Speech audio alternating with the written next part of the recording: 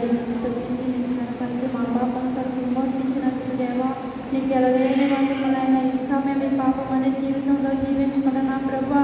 అయినా మా జీవితాన్ని మార్చుకుని మా స్థితిగతులను మార్చుకుని